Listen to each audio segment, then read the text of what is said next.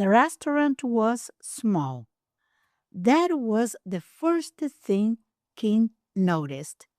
Small and warm, with candles on every table and the smell of something good coming from the kitchen. She had walked past this place 3 times before Marco suggested it. Now she was sitting inside, and the menu was in her hands, and her hands were not completely still. Across the table, Marco was smiling, not a confident smile, a nervous one. That made Kim feel a little better. She looked down at the menu. The words were in English. Most of them she knew, some of them she didn't. She decided not to think about the ones she didn't know. So she said softly, "What do you recommend?" Marco answered. He spoke in English, and King listened carefully. She caught some words: pasta, fresh, good, but not all of them. Her heart beat a little faster. Under the table, her fingers pressed together. She looked at the candle for a moment. Then she looked back at Marco. I I try, she whispered. She wasn't sure if that was the right thing to say, but Marco smiled and waited. He didn't rush her.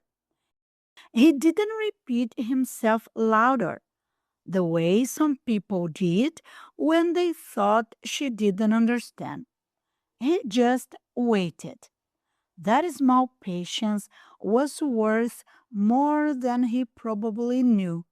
When the waiter came, Kim was ready. She had made her decision. She pointed to the menu and opened her mouth. I would like the. She paused. She touched her neck lightly, the way she always did when a word escaped to her. She knew the dish. She had eaten it before, back in Italy. She could picture it perfectly. The layers, the sauce, the cheese melted golden on top. But the English word was gone. Sorry, she said. I don't know the word in English. The thing with cheese on top, like layers. She made a small gesture with her hand, one layer over another. The waiter's face opened into a smile. Lasagna?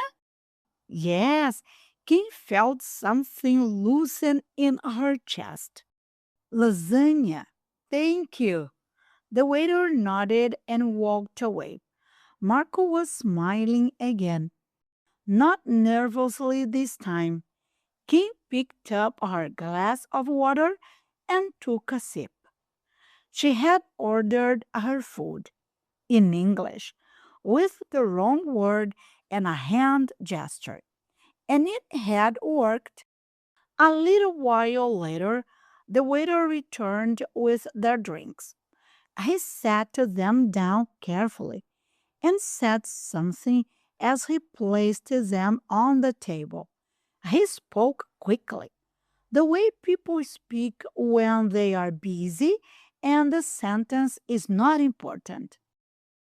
King heard the word enjoy, and then a small river of sounds she couldn't separate into words.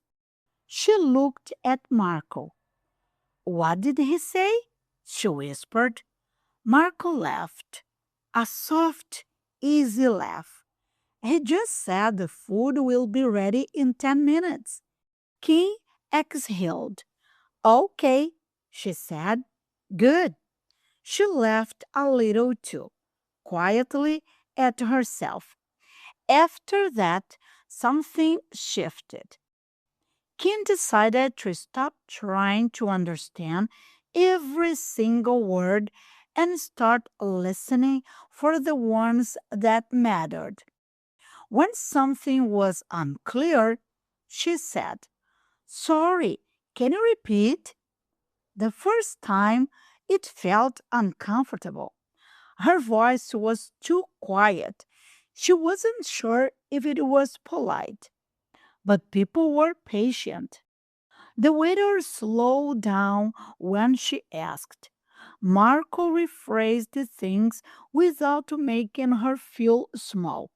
Slowly, across the dinner, she began to speak a little louder. Her sentences were still short. Her vocabulary was still limited, but she was not whispering anymore. On the way home, the city was cool and quiet. She thought about the evening, not as a whole, but in small pieces. The lasagna, warm, Marco's nervous smile at the beginning, and his easy laugh at the end. The word repeat and how it had saved her more than once. Her English was not perfect. It would probably never be perfect. But the evening was. Hi everyone, I am Nadir. If you enjoyed today's story and learned some English with me, subscribe for more. Bye.